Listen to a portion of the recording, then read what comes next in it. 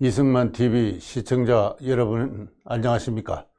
이영훈의 한국사 교과서 비판 두 번째 시간입니다.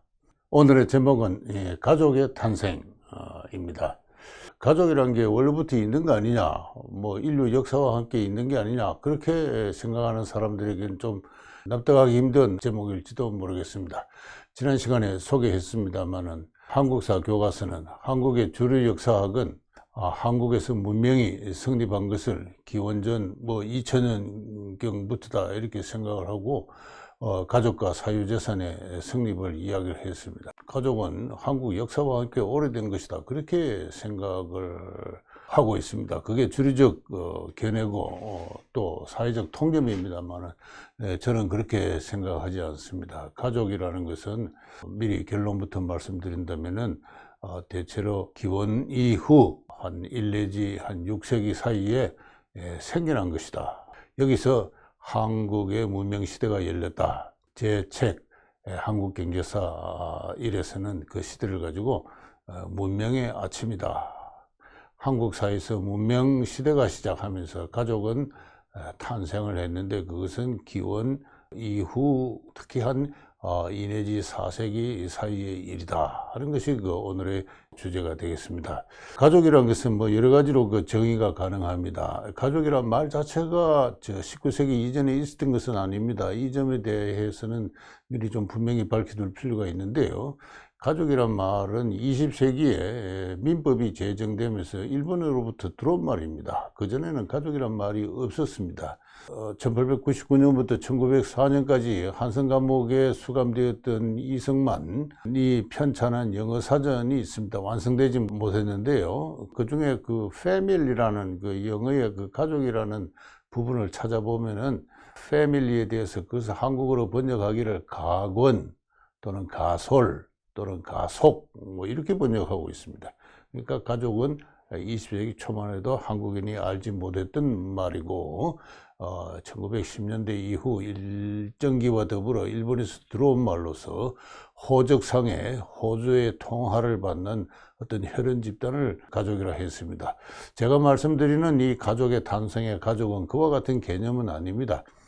소규모 생활 단위, 구체적으로 이야기해서 하나의 소규모 취사 단위의 성립이고 그것이 반드시 오늘과 같은 어떤 혈연 관계뿐만 아니라 비혈연 관계도 포함할 수도 있고 구체적인 실상에 대해서는 자료의 부족으로 우리가 알기는 힘듭니다만은 그러나 어쨌든 20세기의 가족 개념에 준할 만한 그러한 소규모 생활 단위가 바로 기원 이후에 성립했다 하는 내용이 되겠습니다.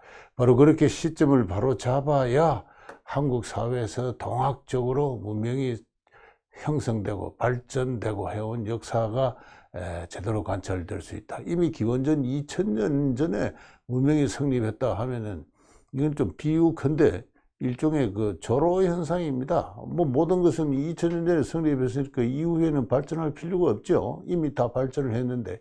그래서 한국사 교과서를 아무리 열심히 읽어도 이 사회 경제가 특히 인간들의 삶의 모습이 어떻게 발전해 나왔는지에 대해서는 아무런 서술이 없습니다.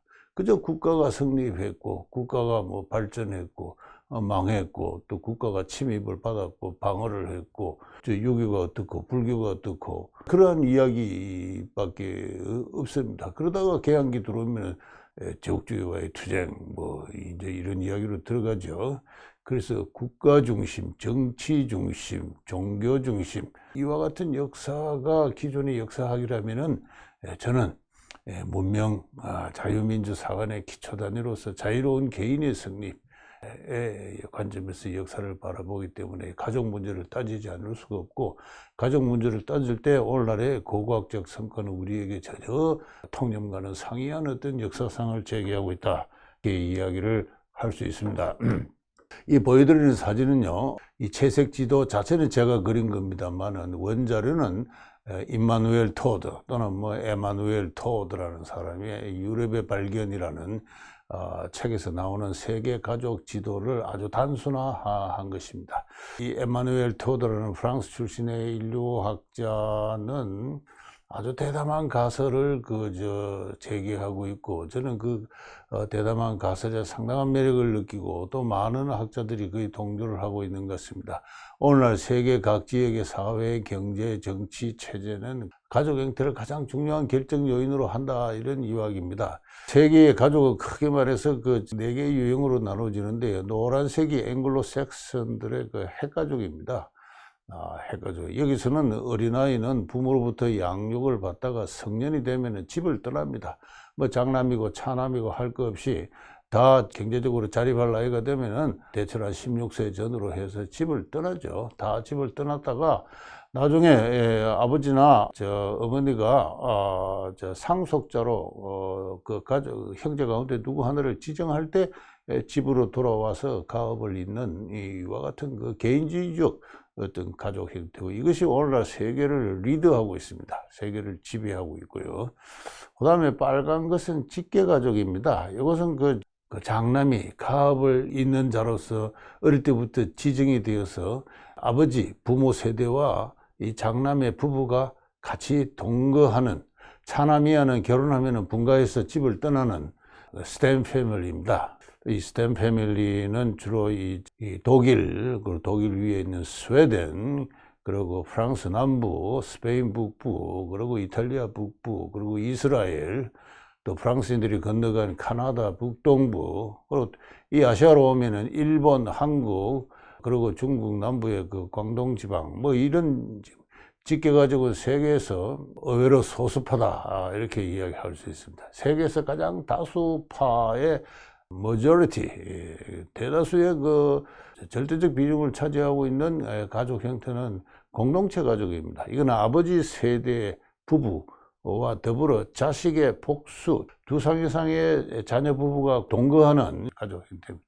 물론 그럴 만한 여건이 되어 있는 경우에 하나겠죠. 아주 가난하다든가, 집이 너무 가난해서 좁다든가, 이렇게는 그렇게 할 수가 없죠. 어느 정도 여건이 허락되는 어떤 표준적인 또 이상적인 가족 모델이 되겠는데요. 유라시아 대륙 전체가 이와 같은 공동체 가족에 속합니다. 이 동남아시아의 말레이시아나 인도네시아를 포함해서 유럽으로 내려가면 스페인 남부, 이탈리아, 발칸반도, 그리고 유라시아 대륙 전 동서 전체, 그리고 이슬람 벨트, 인도나 아랍 제국들, 다 이게 공동체 가족입니다. 마지막으로는 아프리카 대륙하고 남미 대륙, 그리고 중남미 제국들인데, 유럽인들이 이 지역에 건너갈 때 핵가족이나 직계가족이나 공동체 가족이 존재하지 않았습니다. 그 이후 생겨났는데, 생겨난 형태가 대단히 다양하고 복합적이어서 특정 형태의 가족을 지금도 확정할 수 없는 지역입니다. 다시 말해서 가족의 미형성 내지 불완전 형성 지역이다, 이렇게 이야기할 수 있습니다. 바로 이러한 제 설명이 오늘날 세계 각 지역의 어떤 경제발전 수준이나 민주주의 정치 체제의 수준과 밀접한 관련이 있다는 것은 지도를 그려놓고 보면 명확하게 알 수가 있죠. 예를 들어서 20세기에 공산주의 혁명이 일어난 모든 지역은 공동체 가족을 배경으로 하고 있습니다. 이렇게 에마뉴엘 터드는 1960년대 이후 특히 컴퓨터에 따른 정보혁명에 따라서 광범하게 축적된 세계의 민속지 가족에 관한 정보를 토대로 해서 이와 같이 대담한 어떤 학설을 제기하고 있는데, 이 지도가 우리에게 무엇을 제시하고 있습니까? 한국이라는 나라는 대단히 특수한 나라입니다. 세계적으로 보면요. 아주 소수파 민족이에요. 한국은 직계가족입니다. 여러 가지 문제가 제기될 수 있어요. 한국이 직계가족인 것은 언제부터냐? 이제 이런 문제를 제기하면은 한국인 역사학자들이 답을 해야 되죠. 저는 한국인들의 가족 형태가 직계가족인 역사는 그렇게 길지 않다고 생각합니다. 그러나 어쨌든 직계가족이 됨으로써 20세기 한국인들은 직계가족 유형인데요. 이 직계가족의 중요한 특징은 가업을 잇기 위해서 훌륭한 상속자를 양육하기 위한 부모들의 어떤 자녀에 대한 교육률이 특별히 강하다. 그리고 소규모 가족 단위를 영구히 세습하고 유지 발전시키기 위한 노동의 규율이 굉장히 발달한다. 열심히 일해라, 열심히 공부해라, 그리고 또 낭비하지 마라, 저축해라 하는 이와 같은 그 근로규율, 그리고 저축 열기, 이런 것이 세계적으로 강하고, 강한 노동을 견디면서 반복적인 노동을 하는 가운데 고도의 어떤 그 숙련이 형성되는 지역입니다. 그래서 바로 오늘날 한국이 세계 랭킹 12의 경제 규모를 자랑하고 있는 것도 우리 한국 국민들이 그만큼 경제 의지가 강하고 강한 노동을 견디고 또 미래를 대비해서 저축을 하고 하는 능력이 다른 어느 지역보다 탁월하기 때문에 그렇다고 볼 수가 있습니다. 그래서 제가 이야기하는 가족의 탄생은 바로 이와 같은 오늘날의 한국인들이 역사적으로 어떻게 성립했느냐 하는 질문과 관련되어 있는데, 그와 같은 우리의 오늘날의 그 실존적인 존재 형태에 관한 어떤 그 의문에서 우리가 역사를 바라볼 때 기존의 한국사는 아무것도 이야기하고 있지 않다는 것입니다. 그저 기원전 2000년 전, 그러니까 지금부터 3000년 전에 그게 성립했다라는 식으로만 이야기를 하고 있습니다. 그래서 막상 그 중고등학교 교실을 통해서, 심지어는 대학 강의 통해서 한국인들의 자기 형성이라는 관점에서는 전혀 역사에 대해서 아무것도 알지 못하고 그 아까운 세월을 지나쳐버리는 이러한 것이 오늘날 역사 교육의 실태가 아닌가 생각을 합니다. 저는 지난 시간에 청동기 시대에는 한반도에 살고 있는 인간들이 공동치사를 했다. 그 증거가 청동기 시대에 각 지역에서 발굴되는 이 주거지 유적에서 확인되는 야외 노지다. 이 그림은 지난 시간에 소개한 진주 대평리에서 나온 주거지 사이의 야외 노지, 이 항아리가 이렇게 깨져 수북이 쌓여 있는 그 야외 노지입니다만은, 대체로 4 내지 5 소규모 주거지가 공동치사를 했음이 어느 정도 분명한 고고학적인 유적입니다. 공동치사뿐만 아니라 공동저장을 하는 야외 수혈, 그 구덩이, 그 항아리 등을 담은 구덩이도 발굴되고 한데요. 집 안으로, 집자리 안으로 들어오면은 노지가 있습니다. 요거는 위석식 노지라 해가지고 집자리 한복판에 이렇게 돌을 두른 다음에, 또 위석식이라 하죠. 돌을 두른 다음에 거기에 뭐 간단한 요리를 한다든가, 또는 뭐 난방을 한다든가, 또는 조명을 한다든가 하는 이와 같은 기능의 소규모 노지가 설치되었습니다. 그러나 모든 주거지가 다 그런 건 아니고요.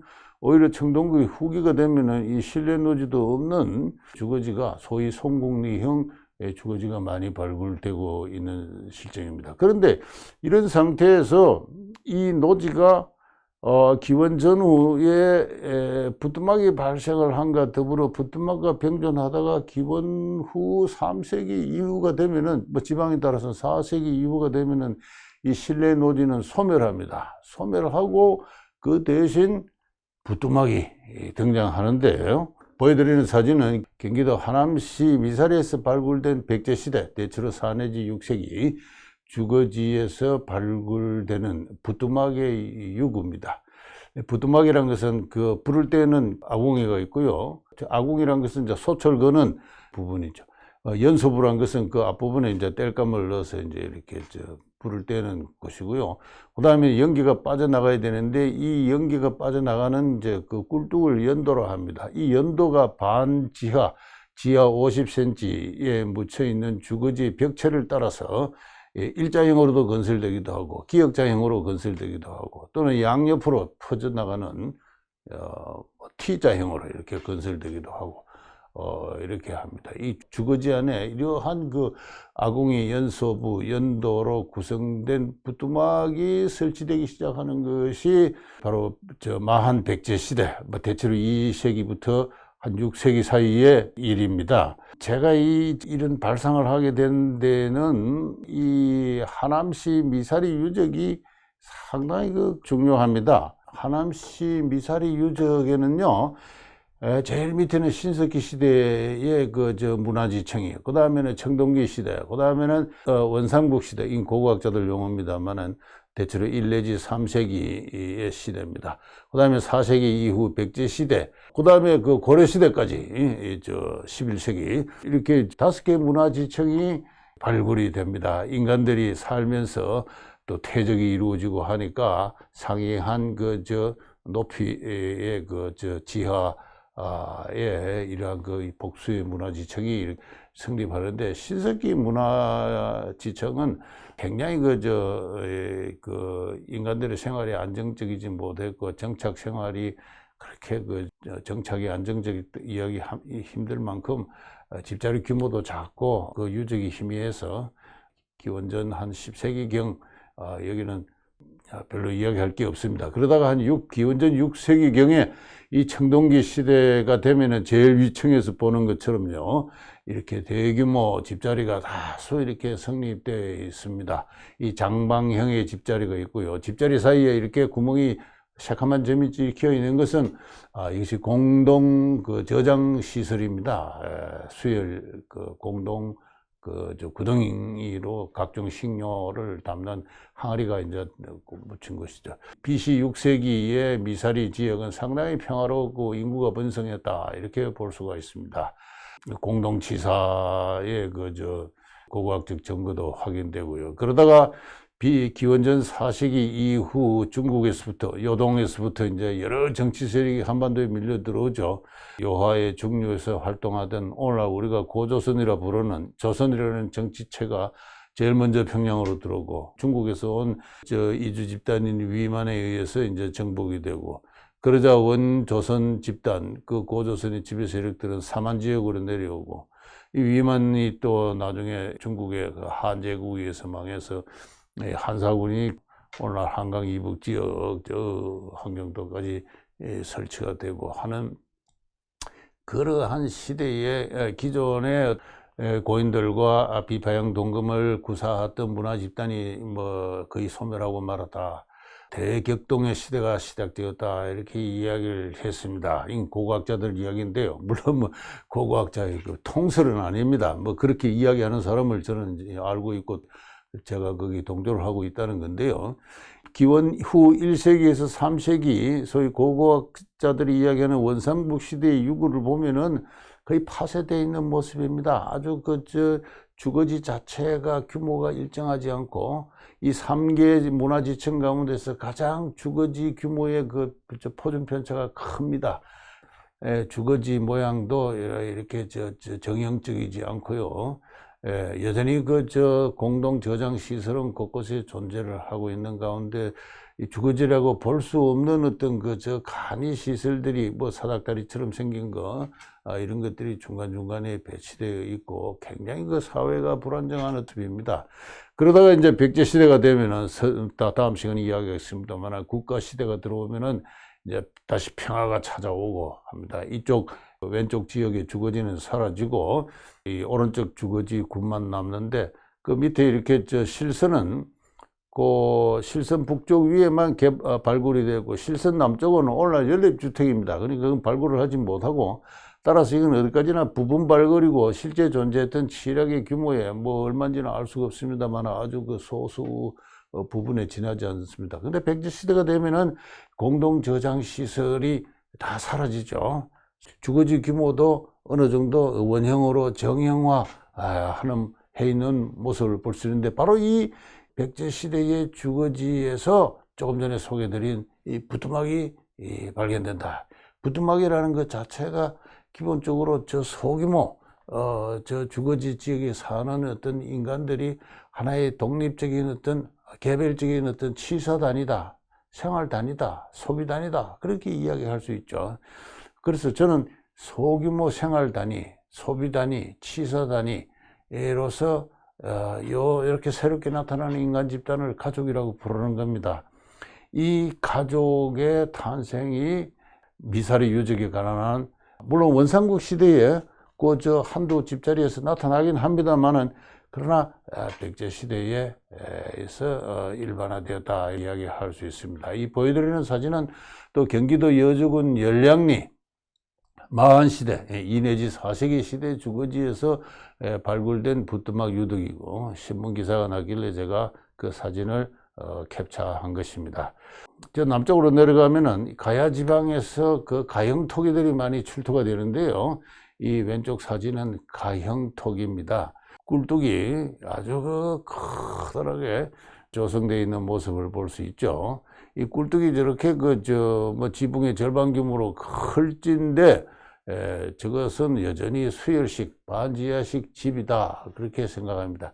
어떤 사람은 사닥다리가 있는 걸 보고 고상식이라고 이야기하는데, 고상식에 대해서는 저렇게 큰 꿀떡을 저는 조성할 수 없다고 생각합니다. 저 사닥다리는 제 느낌으로는 밑으로 내려가는, 지하 한 50cm로 내려가는 어떤 그러한 시설이 아닌가 하는 뭐 그런 생각을 하고 있는데요. 요에 준하는 어떤 움집의 복원이 제가 부여의 부소산성에 들렀다가 발견한 적이 있습니다. 이제 꿀뚝을 저렇게 둬서는 이제 비가 오면은 안 되죠. 낭패를 당합니다. 그래서 꿀뚝을 덮어야 됩니다. 그래서 꿀뚝이 덮여진 부여 부소산성의 주거지 유적입니다. 그러니까 사만 시대에서부터 백제 삼국 시대를 거쳐서 우리 한국인들은 저와 같은 반지하 움집에 살았고 14세기 고려시대까지도 기본적으로 그러했습니다. 한국인들의 주거 생활은 기본적으로 반수혈, 지하 30 내지 50cm의 움집인데 이것은 고려시대까지다. 아까 이야기한 하남시 유적에서 마지막 문화지청이 고려시대라고 그랬죠. 그러한 우리 한국인들의 주거 생활의 역사가 한국인들이 전면적으로 지상으로 올라오는 건 15세기 조선시대 이후부터입니다. 물론 노비 같은 하청은 19세기까지도 저와 같은 움집에 살았습니다. 근데 저와 같은 움집에 이제 부뚜막이 설치되니까 부뚜막이라는 것은 이 입구 맞은편에 설치되는 경우가 많은데 입구 저 안쪽에 아궁이와 연소부와 연도를 설치하기 위해서는 벽체 자체가 좀 더 이제 높아져야 되고 벽체의 재료 자체가 돌이라든가 진흙으로 좀 더 견고하게 복원되어 있는 모습처럼 이렇게 쌓여져야 됩니다. 그래야 아궁이가 부뚜막이 설치가 될 수 있죠. 이렇게 이제 주거지 자체가 고급화하면서 야외 저장, 야외 치사가 사라지고 개별 소규모 가족이 자기 생활에 소비 생활에 자녀 양육과 어떤 식생활 각종 일상생활의 단위가 되는 시대가 열렸는데 이것을 가지고 제가 통계적으로 이것을 한번 증명해 보았습니다. 이 조계택이라는 분이 호남 지역, 오늘날 충청도와 전라도 지역에서 발굴된 마한 백제 시대의 칠학의 유적에서 자세한 집계 자료를 제시했는데 제가 그것을 이렇게 분류를 해가지고 알아본 제가 만든 표입니다. 원자료는 그 밑에 출처고요. 자세하게 설명드릴 수는 없고 간단하게 말씀드리면은 오늘날 충청도 전라도 지역의 마한 백제 시대 대체로 2 내지 6세기 사이에 발굴된 칠학의 유적은 모두 170개입니다. 그 170개에 속한 어떤 주거지, 반지하식 움집의 총수는 3,131개인데요. 물론 이거는, 부분 발굴입니다. 아까 하남시 유적처럼 말이죠. 예를 설명했듯이 칠학의 전체 규모가 복원됐다고 보기는 힘들고 어쨌든 170개 칠학에 3,131개의 집자리가 발굴이 됐는데요. 그 제일 밑에 합계란을 봐주시기 바랍니다. 여기에 부뚜막이 설치된 것이 1,429 집자리고 45.6%입니다. 근데 유적의 2세기, 3세기, 4세기, 5세기별로 그걸 보면은 2세기는 숫자가 너무 작습니다. 16개 집자리밖에 없어서 이게 표본의 규모가 너무 차가 커서 일반화하기는 힘듭니다만은 그러나 2세기는 37.5%의 보급률, 3세기는 47.9%의 보급률, 4세기는 45.8%의 보급률, 5세기는 73%의 보급률을 보이고 있습니다. 대체로 2세기 이후 5세기까지 각 소규모 집자리의 부뚜막 설치는 확대 보급되었다 이렇게 이야기할 수가 있습니다. 나머지 설치되지 않는 것은 사람의 주거지라기보다도 창고라든가 다른 용도로 쓰인 집자리라고 볼 수 있다. 오늘날 가족에 준하는 인간들이 사는 집자리에는 모두 치사 소비 생활의 단위로의 상징으로서 부뚜막이 마한 시대와 백제 시대에 걸쳐서 확대 보급되어 갔다. 저는 여기서 한국 사회 문명의 시대가 열렸다. 그렇게 제 나름대로 생각을 하고 있습니다. 물론 주리 역사학께서는 아무런 반응이 없습니다만은 저는 이러한 과학 증거야말로 제가 가장 강력하게 소리칠 수 있는 근거가 아닌가 그렇게 생각합니다. 그러다가 드디어 이 문자로 이 정명이 나타나는 게 414년 고구려 강개토왕 뒤에 이러한 개별 집자리를 가지고 연이라 부르기 시작합니다. 국연이라는 것은 다음 시간에 설명하겠습니다만 이 국에 속한 연이고 또 간연이라고 또 따로 있습니다. 이 연이라는 것 자체가 하나의 연기가 나는 하여튼 집이란 뜻이죠. 연기가 나는 집. 그게 바로 연기 연자인데, 이 연기 연자를 써서 백성들, 농민들을 가르쳤을 때, 그것은, 개별 움집에서 이렇게 연기가 솟는 것이, 이전에 없던 특이한 인상적인 그 새로운 역사적 현상이니까, 중국에서와 달리, 일본에서와 달리, 한국 사회에서 농민들을 연이라 부르기 시작을 했던 것이죠. 551년에는 신라가 건립한 신라 단양 적성비라는 게 있습니다. 거기에 적성의 백성을 가지고 적성연 그랬습니다.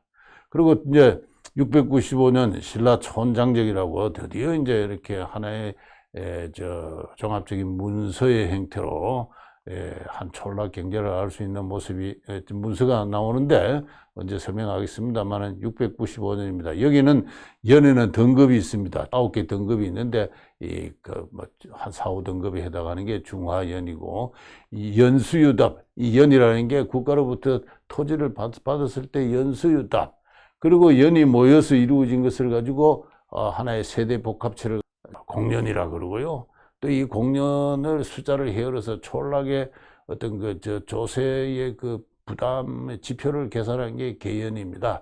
이렇게 연이라는 게 고구려와 신라의 여러 가지 문자, 금성문이나 그 다음에는 고문서를 통해서 확인이 되죠. 그래서 저는 이 연의 시대의 개막과 더불어 한국의 문명의 아침이 열렸다. 그런 관점에서 봐야 한국사가 다이나믹하게 이렇게 움직이는 모습을 볼 수가 있고, 그 점에서 저는 기존의 역사학과 전혀 좀 시각을 달리 한다는 것을 볼 수 있고, 그래야 20세기에 세계적으로 특이한 가족 형태를 갖는 한국인들의 어떤 모습이, 그 역사적 형성 과정이 제대로 이해될 수 있다는 것입니다. 오늘 가족의 탄생 여기서 마치도록 하겠습니다. 감사합니다.